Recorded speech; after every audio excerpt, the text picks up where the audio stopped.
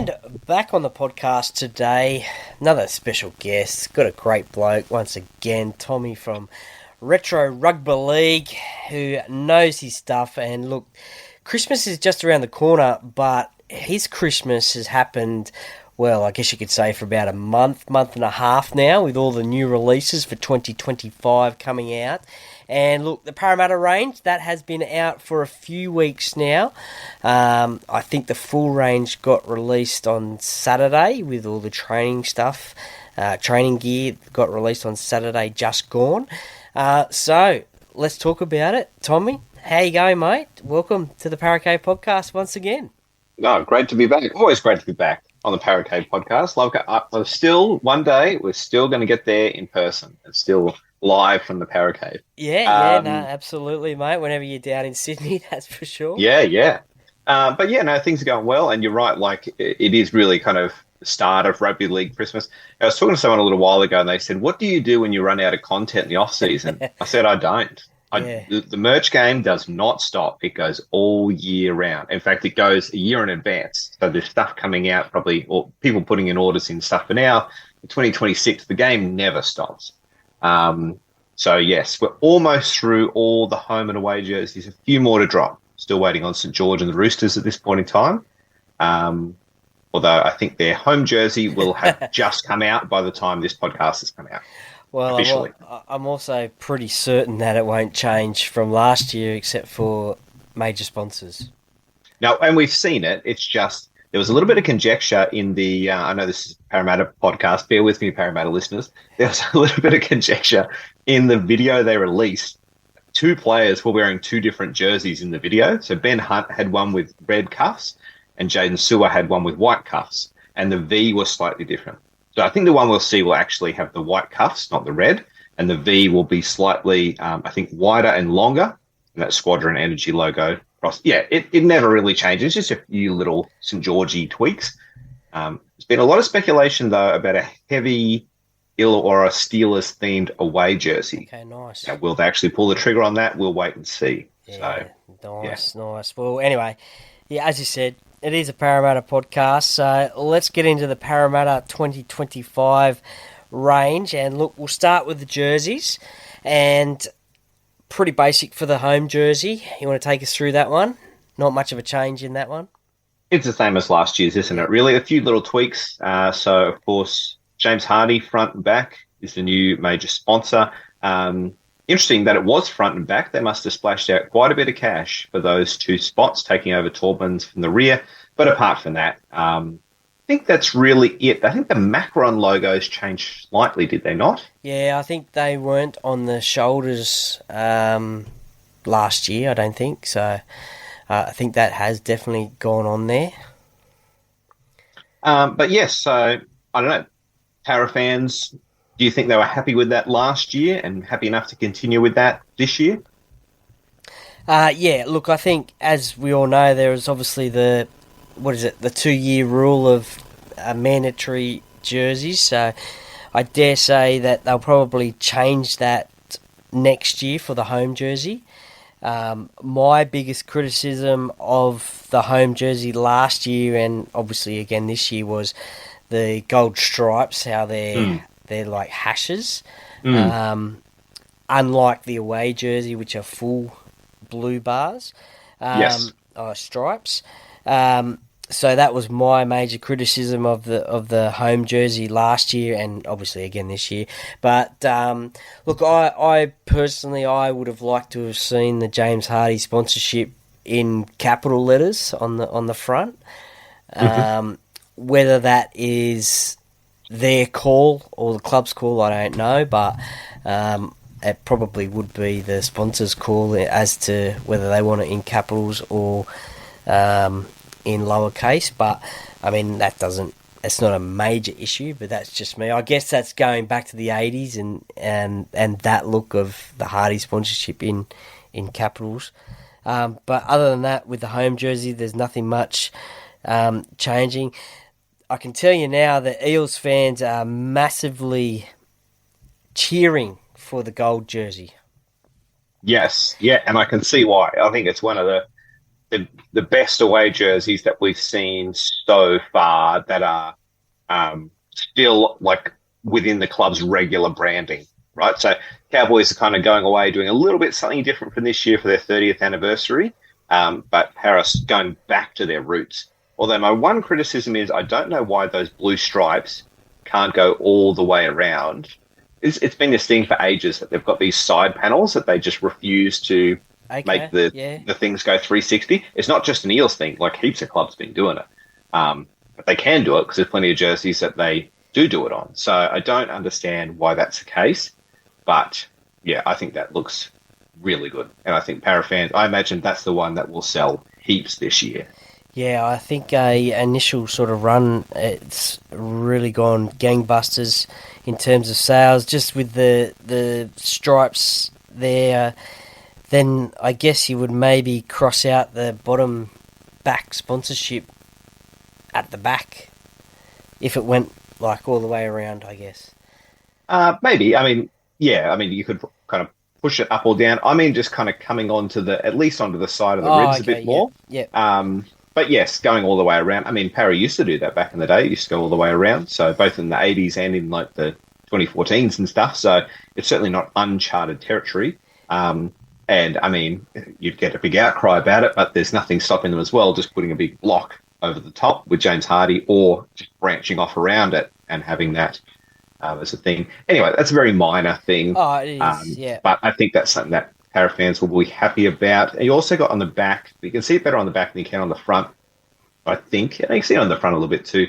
That kind of like dotted line or little dots coming down the chest to about the point of the Yeah, logo yeah, and yep. also up from the bottom. And I think that carries over from the home as well. But I'm definitely in agreement with you. The solid bars are far better than the hash bars.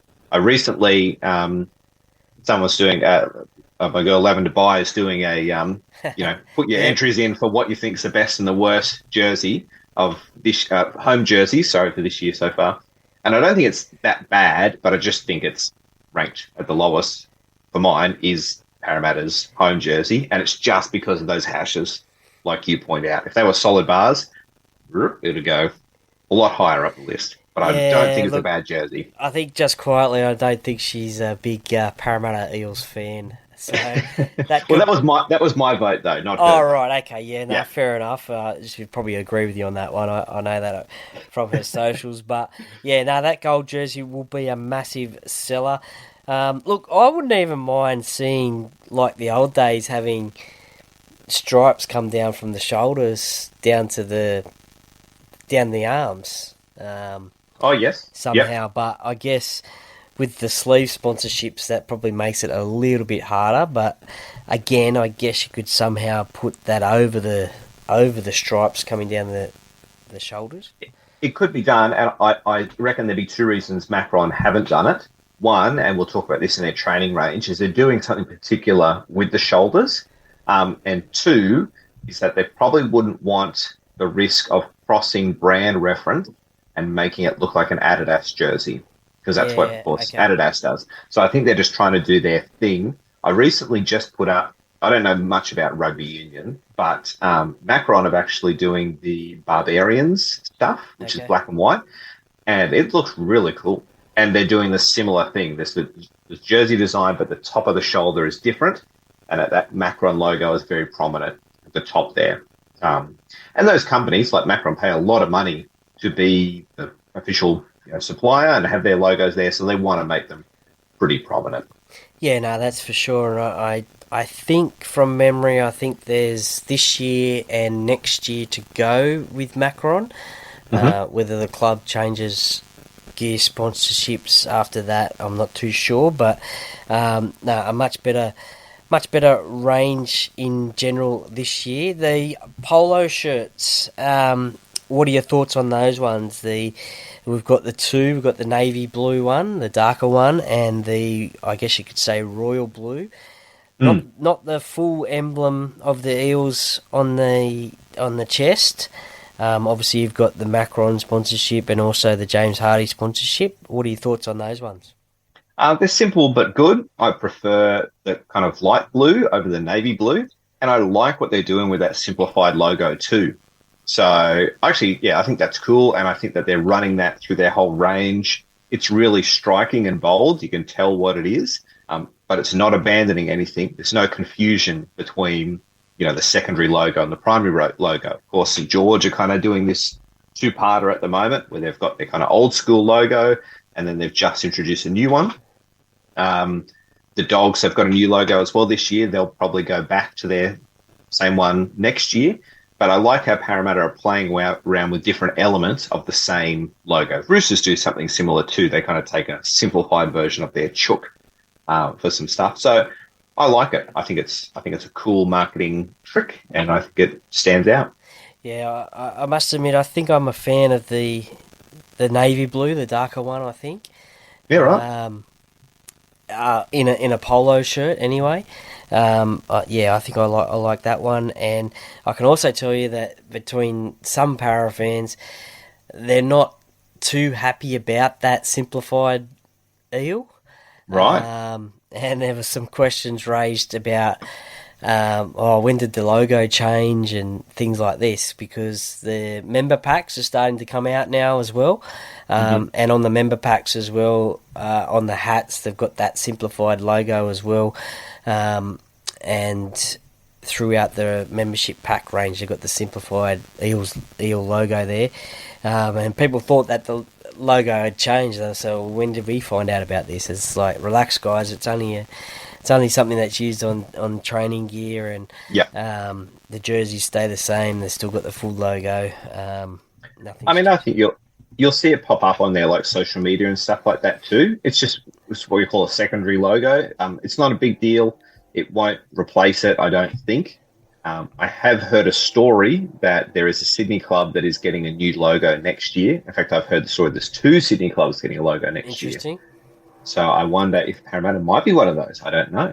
But yes, don't fret too much, I don't think. Yeah, nah, I don't think it will be, but I must just say, with the home and away jersey, they are $160 retail, $136 for Eels members, so that's the value of becoming a football club member, and that's like any membership throughout the NRL as well. And also, you can get a discount at Watch Your Team as well, so just ask me how to get one of those as well, and I'll let you know. So if you're interested, message me and I'll tell you how to get a discount there and support a Queensland-based family business. Great people up there at Watch Your Team. Now the polos, they are you get $15 off those polos for Eels members, and also that discount at Watch Your Team. So ask me how about that one.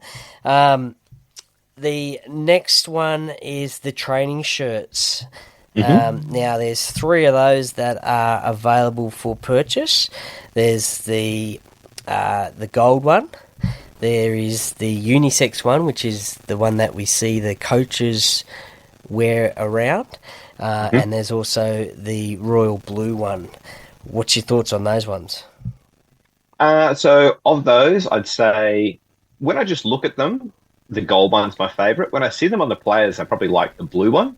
The grey one is my least favourite, but like you say, I've seen that mainly on coaches and staff, and that kind of makes sense. It seems like they're not called coach and staff ones, where some clubs do have like a particular coach jersey. However, even the image on the website has Jason Riles in the shirt, so that probably tells you something.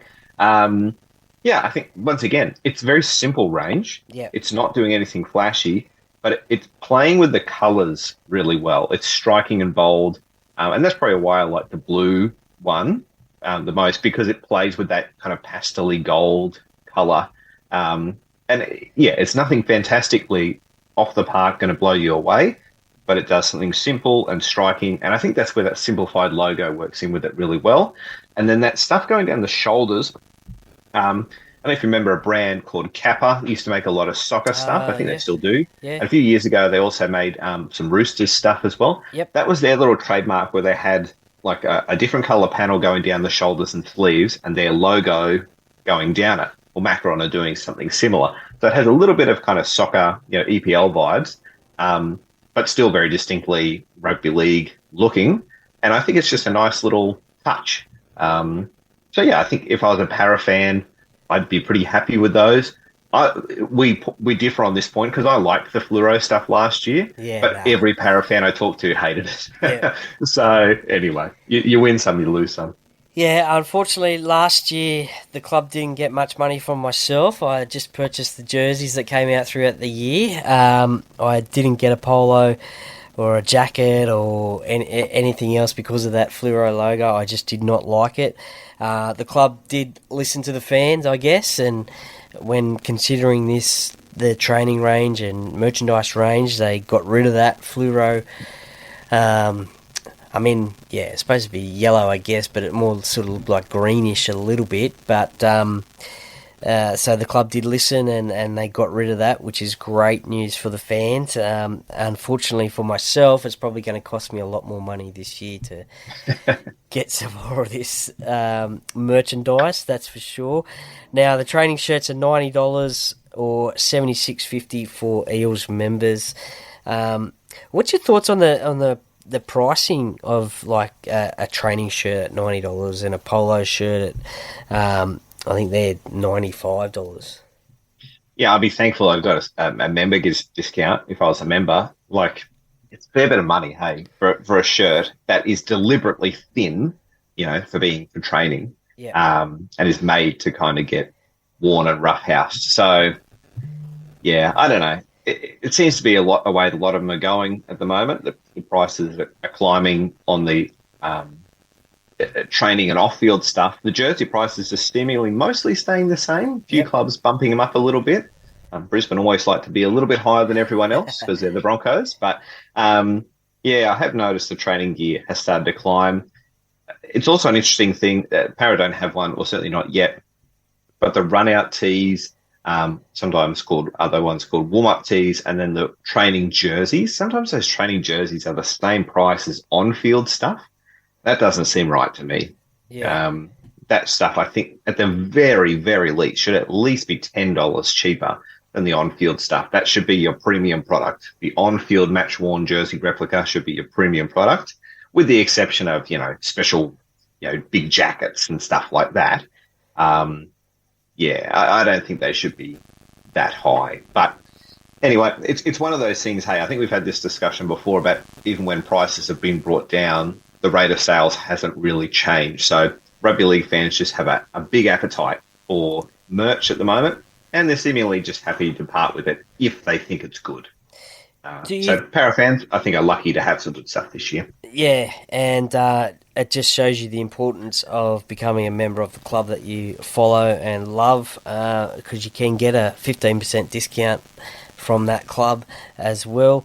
Do you think that's mostly the pricing is due to the NRL, also the supplier, and then the club as well, or what's your thoughts or knowledge on how it's sort of broken down as to how much goes into such a product? Well, I don't know direct like percentage wise. There was a graphic that was done one time about soccer jerseys, and it showed you, 15% goes to manufacturer and 20% goes to the club and whatever like that. I haven't seen anything like that from the NRL, and whoever you talk to kind of says it's not us, it's the other person. I Okay. do know that, for example, with the Kangaroos, their jerseys were set at $100, but that was because the NRL foregoed, or whatever the better term is, went without the sponsorship fee. So the NRL took the hit. But the clubs probably can't, or certainly don't want to do that. And we're not America where we can just, pull money out of billionaires' pockets, with the exception of a few clubs.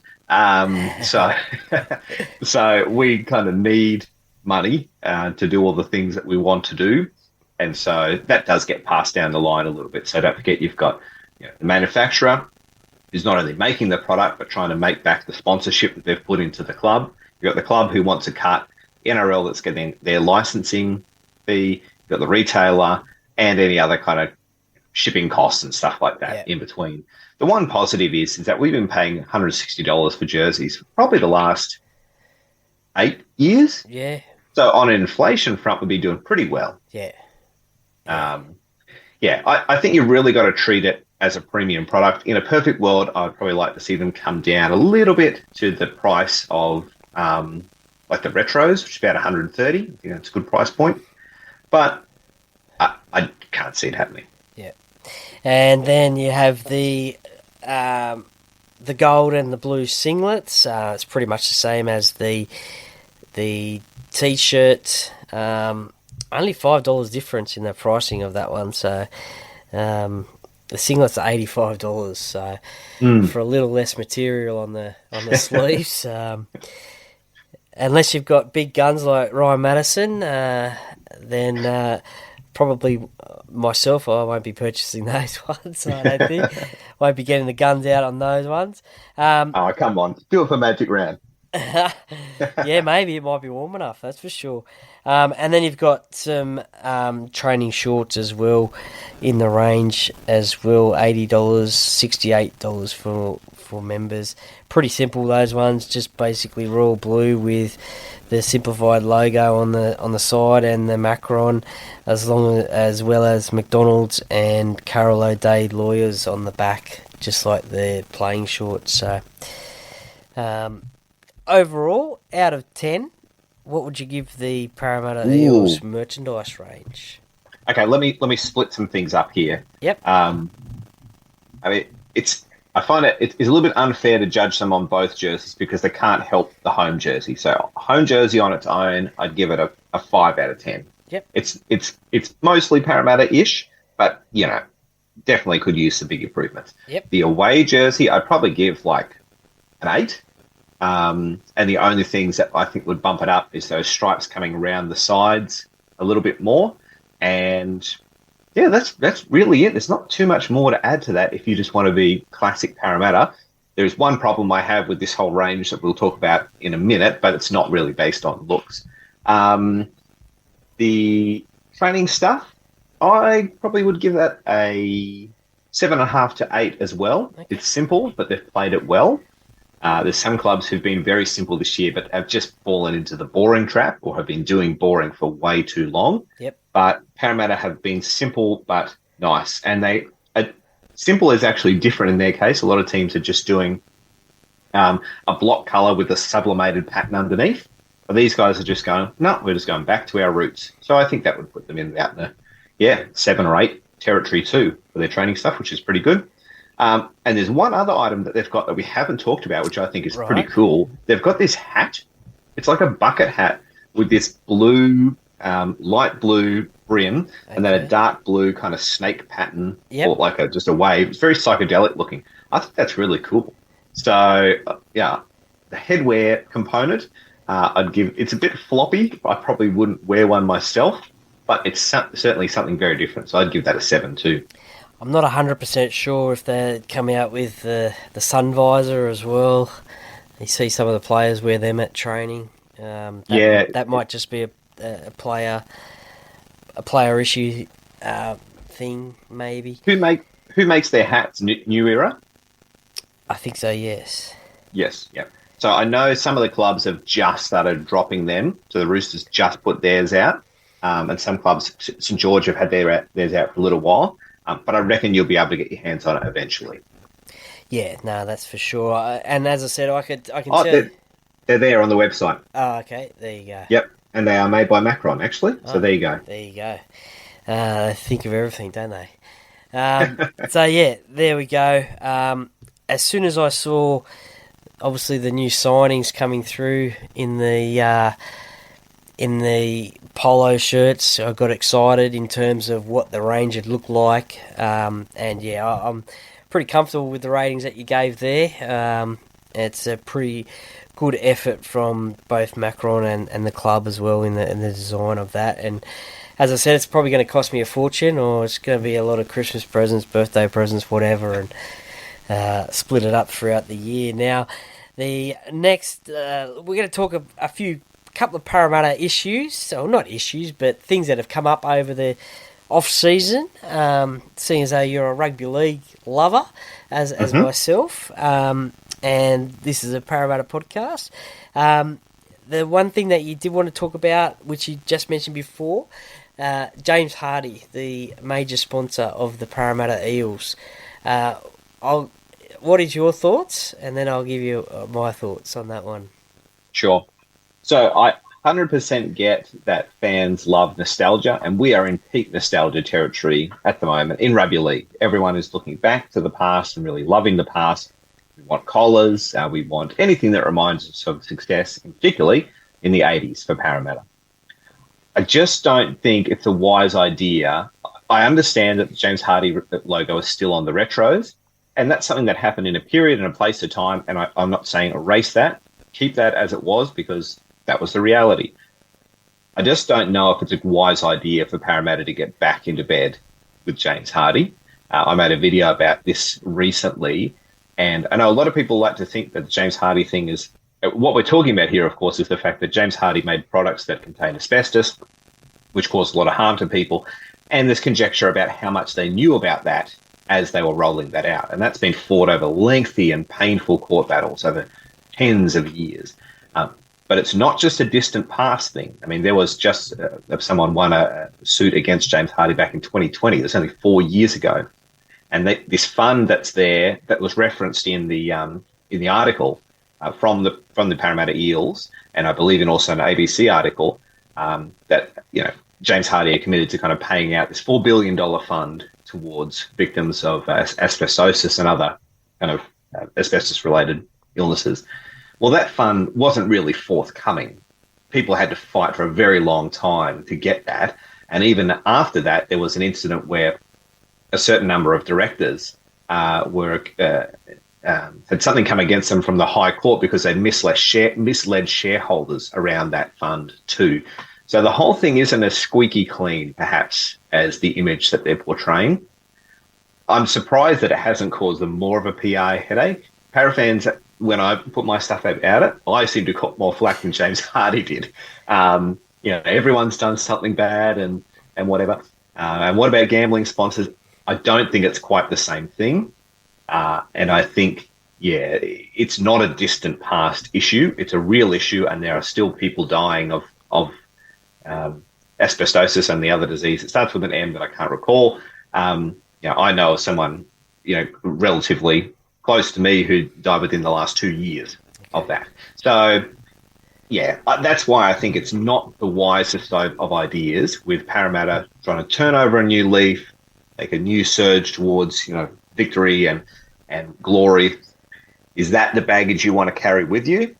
I wouldn't think so. Maybe the money was too hard to turn down. And like I said, they must have splashed out quite a bit of cash to get the front and the back sponsor spots. Parramatta said they've looked at it and are comfortable with it. I hope they're right. I hope it's not the case that they're comfortable with the cash and don't really care where it comes from. And they wouldn't be the only clubs that have done that before. Yeah, so that's what I think. That's fair enough. Yeah, look, it is I guess you could say, a controversial issue. Look, for me, myself, who hasn't had that connection with anybody connected with anything to do with James Hardy in terms of suffering or anything like that. Look, I'm sure the club they definitely would have done their due diligence and would have tossed and turned about signing this agreement. They would have known what they were getting themselves into in terms of what people would say. Look, obviously what has happened in the past and is still ongoing is not good. And I'm sure that they are working to, I guess, continue on getting that sorted. And you'll never fix it. You'll never fix it because it's there. I've got friends who work there at James Hardy and have done for a long time. Former Parramatta royalty, Alan Overton, he used to work there as well, and unfortunately he's passed away as well. So, look, it is as you said at the start, is a little bit of a nostalgia thing. With the success that Parramatta had in the 80s and those retro jerseys that are still around, and you do see them big time at Magic Round most Parramatta fans you see up there in either 81, 86 jerseys, a couple of the 82, 83 ones as well. But yeah, look, I think it did cause a little bit of chaos at the time when it was announced. There hasn't been much about it lately. There may be something about it next year when we see games being played and those jerseys being televised and the like. But yeah, it is an interesting one, and as you said, it's probably not the first controversial sponsor that a club has signed. Well, and the thing that will probably help them a little bit is that, one, if they start winning, no one will care. That will be the last thing anyone talks about as long as they can start winning. If they start struggling and people are looking for stories to write about them, then it might come to bite them. The other thing is that it's not a trendy topic to protest. So you won't see young people turning out to games holding up "We Hate James Hardy" signs because it's not really young people who are affected. No, so that's the thing that's probably giving them the pass mark from a pure PR point of view, that maybe they think that we can just basically outlive the people who are affected by this. Yeah, I don't know. If it was me, it wouldn't be my choice.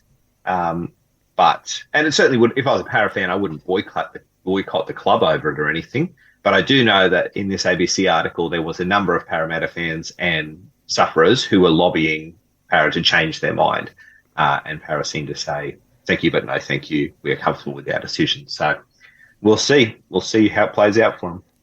Yeah, that's it. That's for sure.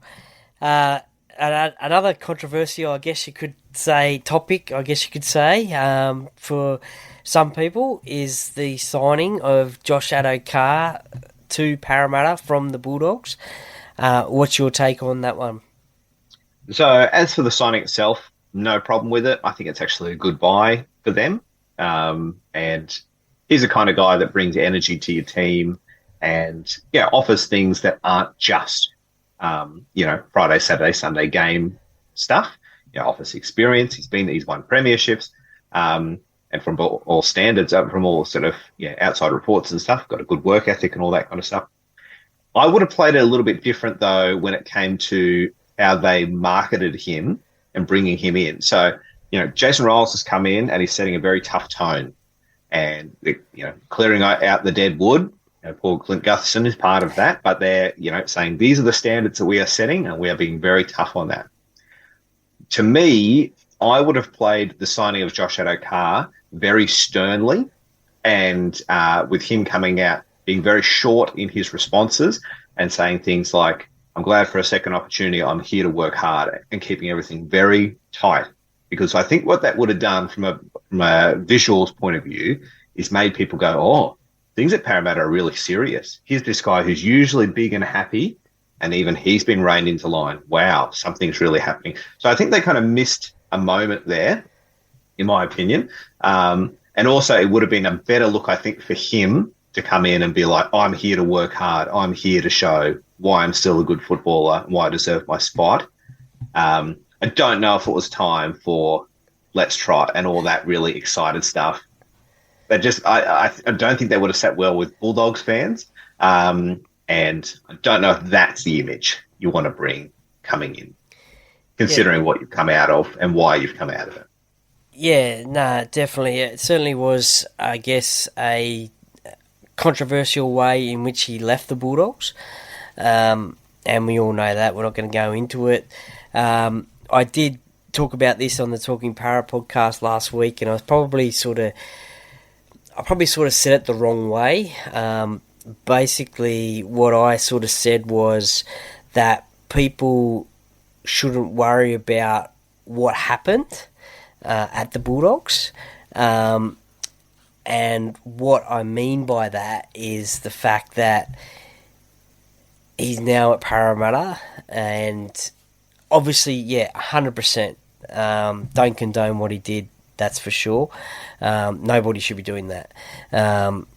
And the simple fact was that he got out of one contract by being sacked at the Bulldogs and then has come to another club for another couple of years. So what I meant by saying that was the fact that as Parramatta fans, yes, we know what he has done. He knows that he's made a mistake. Well, does he? I mean, this was the interesting thing that he never quite admitted guilt. So he still at the end said, I didn't take that substance. So I don't know what that means. That was the interesting thing about the whole thing. So, I mean, what's done is done, but he's played a very straight bat Yeah, in that regard. and that's what I was sort of getting at by saying that what's been done has been done, and obviously the club did their due diligence once again and knew what they were getting themselves into by signing him, and kudos to the club as well by only signing him on a 1 year deal with a 1 year club option. So he's going to have to be in line 100% in 2025 to get that 2026 contract activated. I just think that fans should. He's already there. We can't change the fact that he has signed with Parramatta. We now have to support him, and hopefully he will perform for us on the field and give us moments on the field and things like that. As I said before, we can't condone what he's done off the field. Nobody wants to see that because it could have been much worse what had happened, but thankfully it didn't. And as I said, that's happened now, and this is now 2025 stuff. So, look, I think, as you said, he's won premierships, he's played Origin, he's played for Australia. He brings a lot of experience. He's worked with Jason Riles before down in Melbourne, so Jason knows a little bit about him. He won't be back until, ironically, round number 3 against the Bulldogs, if he can get that All-Star suspension granted, like Latrell as well. So round 3 will be his first game against the Bulldogs at CommBank Stadium. So in terms of him coming out and saying anything, well, I think, that's that. Yeah, there are a lot of fans that probably would have liked to seen him come out and maybe do a press statement and say those short, sharp answers to the questions. Whether he just read out a statement and not taking questions, but then I guess on the flip side as well, he's already gone through what he's gone through at the Bulldogs as well. Yeah, and I think that's maybe the nuance of my kind of position, or what my thought was that they should have done was not less based around legal things and whatever, but more about selling a message to your own fans.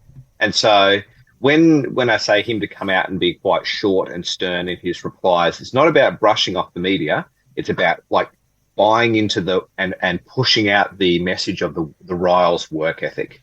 I might have been a wild character out there. In here, I'm here to work. I might have been the big party boy out there. Here, I'm here to work. That's a powerful message for fans. Yeah, when you see the contrast of the wild boy kind of turn into the hard worker, that gets people excited. And that makes people buy in and say, we'll support this guy because he's shown he's going to work hard for us. Now, behind closed doors, keep being that character. I'm not saying that Josh Adokar shouldn't be the up and atom energy guy, because that's what you want out of him. It's just a messaging thing. And it wasn't even messaging to the public. It's messaging to Parramatta fans. And I think, in my opinion, that position would have been a real, wow, like this is what the Riles era is about. And it would have got people really on board instead of sitting in the quasi land of, I don't know if we like this and whatever. That would have been my play. But there's people behind closed, you live in the background, the fixers and whatever else who possibly know far more than me. So maybe they have a greater plan in mind. Yes, well, it potentially could have been better to do it now rather than against in the week of round number 3 against the Bulldogs. That's for sure.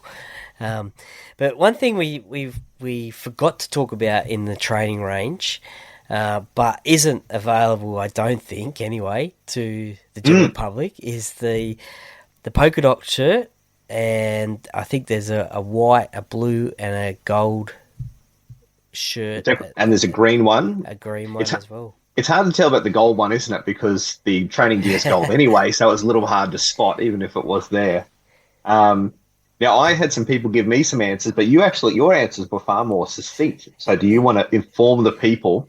Where did you get your answers, by the Oh, way? I don't, Did I you don't, know this before you even sent I it to don't, I me? don't reveal my sources, Oh, but, no, I did get an answer because again, I wanted to know as well. I actually threw you a little bit of homework to do, and you you, did, but then you came back with better answers. So I thought you, you were just trolling me. no, I just wanted to see what you came up with. But anyway, no. So the polka dot shirt, which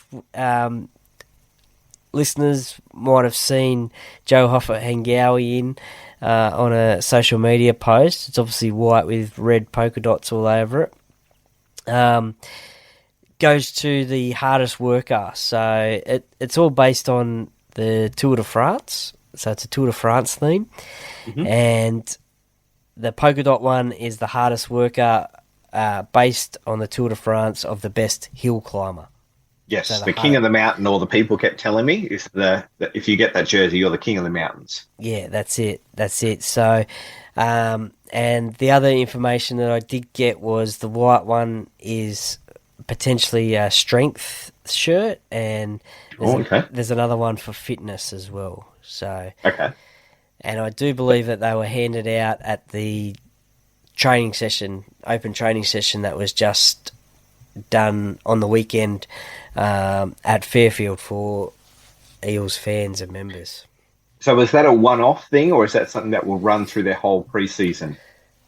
I think it will be something that'll run through their whole preseason, and I think Yeah. they'll be like something like they'll be decided at the end of the week and given out. Yeah. So So, like, yeah. So, for example, often Gowie might win polka dot jersey this week, and then Dylan Brown might win it the next week or something like that. Yeah, I think it's cool. It's something different. Someone messaged me to say that Lacatlin's Dragons did a similar thing, apparently okay, back in 2014. yep, I think it was actually a jersey that they may have worn on the field, but something different. I don't mind it.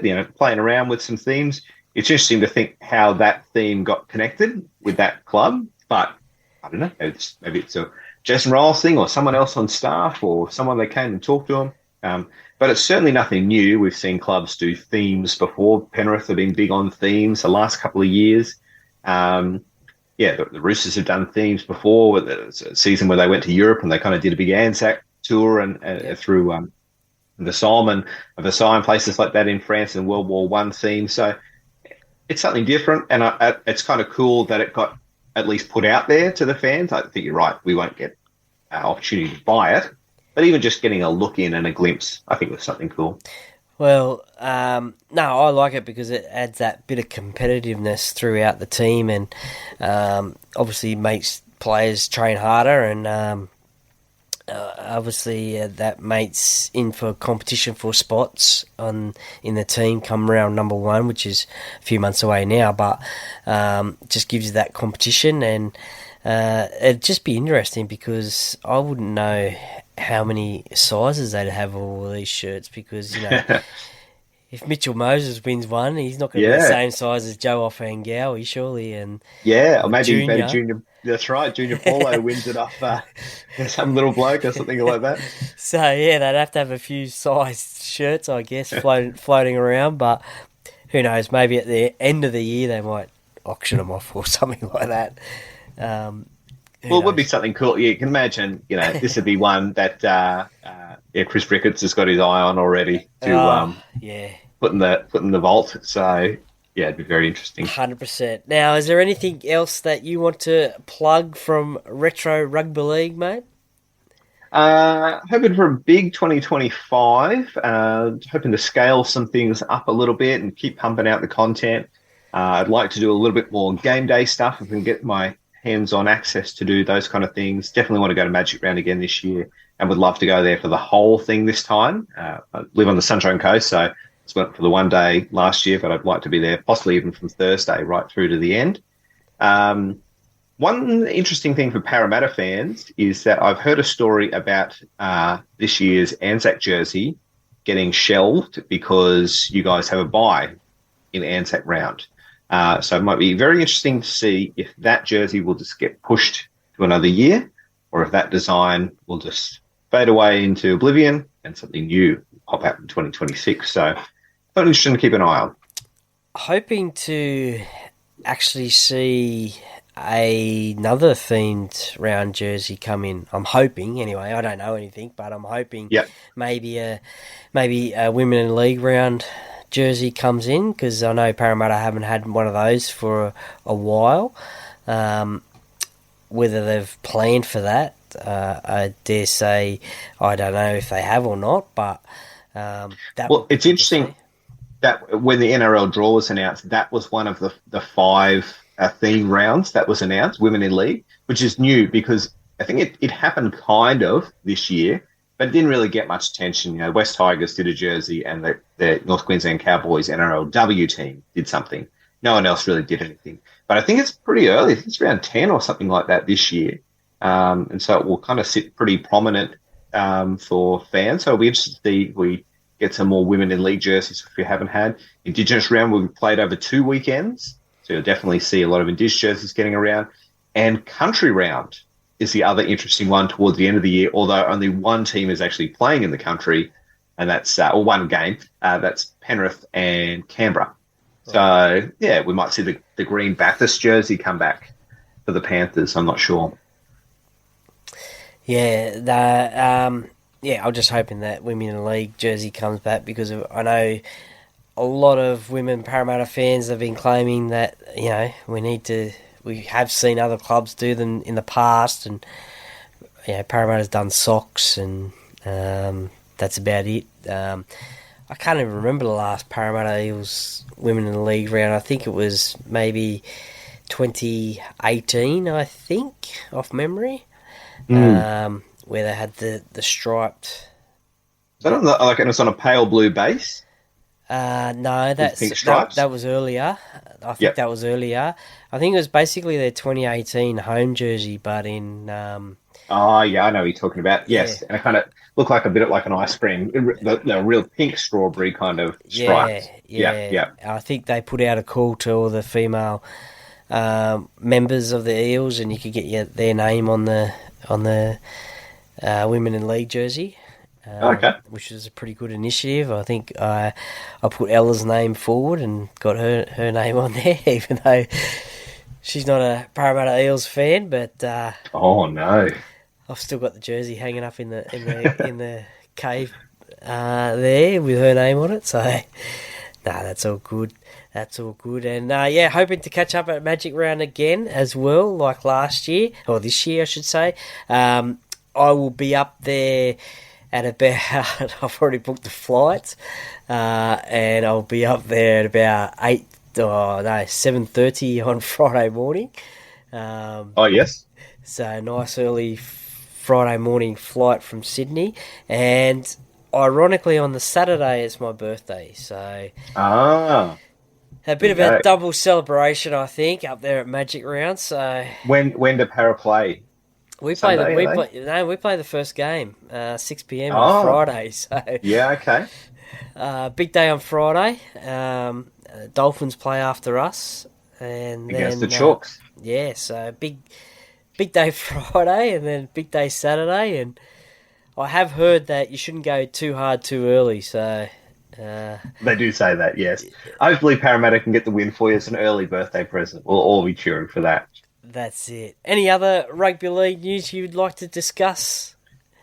I don't think so. Just keep your eyes peeled on some... I think there'll be a few more things coming out. Of course, Vegas is happening only a couple of months away, really.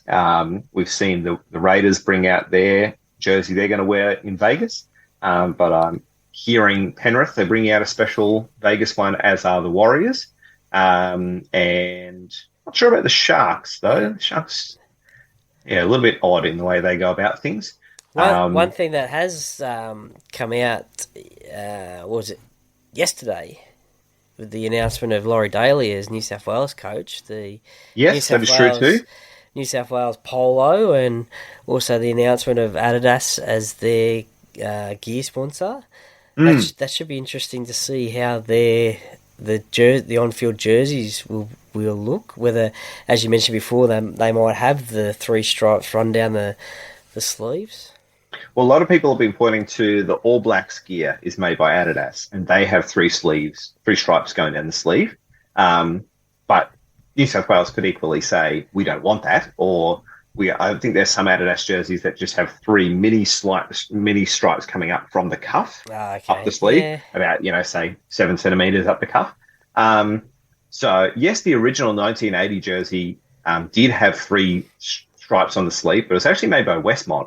So don't think it yeah. was a Parramatta, Adidas design. Although Adidas did make some other stuff off field. So yes, it'd be interesting to see what happens. Yeah, as for Laurie Daly, it kind of surprised me a bit. Um, yeah, people have just made some interesting arguments about the fact that he was this guy, who was sacked very quickly and quietly, which felt sorry for him about, but then hasn't really done any coaching since, and now he's back in the top job. So I wonder. This is my skeptical, cynical hat on. Is Laurie Daly Craig Bellamy by proxy? Because you've got Craig Bellamy on as an advisor, and is Craig really pulling the strings, but he just doesn't have time to be the coach, and so Laurie's doing the job. But I don't want to accuse Laurie of that, because I like Laurie, and I think he will do the best job that he can do. If I had my pick, I would have actually picked Mick Ennis Right. as the coach. So you think maybe Craig will be doing the on-field coaching at training, and then Laurie will be doing all the media and stuff like that? I think you'll see Laurie on field, doing on the field, but it's just, is Craig the puppet master Yeah, behind the right. scenes, pulling all the strings and whatever. He'll certainly have an impact, and rightly so. You'd want him there. So yes, we'll see how that plays out. And not to worry about the Queenslanders. Are they changing gear sponsors? No, they're not. No, No, staying they'll stay with Puma, Yeah. at least for this year, and then we'll see what the future holds there. A lot of people want to see Queensland go to Nike, so that there's the Nike Adidas rivalry. Although I'm told, I haven't looked in the history of this, but I'm told Puma and Adidas is actually a very big rivalry. There were two brothers who started those companies and then split and don't like each other very much. So that's an interesting feud. That could be a story to tell coming into Origin time as well. I actually did see on socials a Michael Jordan post about Nike and Adidas. Yeah, right. Because I think Adidas were the shoe in the NBA, and then nobody were talking about Nike, and then I think Michael was going to sign with Adidas, but then Nike came in and gave him an offer, and he signed with Nike, and they made the shoe, and then he wore the illegal red shoe on the court. And then Nike just kept on paying the fines for him wearing it, and then now it's totally outgrew Adidas in the NBA. So yeah, but anyway, we could talk for hours about rugby league. Probably not NBA, but thank you very much, Tom, for joining me once again and rolling through the Parramatta Eels 2025 merchandise range and a few other little bits and pieces as well. And look forward to catching up with you in the new year. Absolutely. And thanks to Parramatta fans for still plugging away with your team. Hopefully some success comes your way in 2025.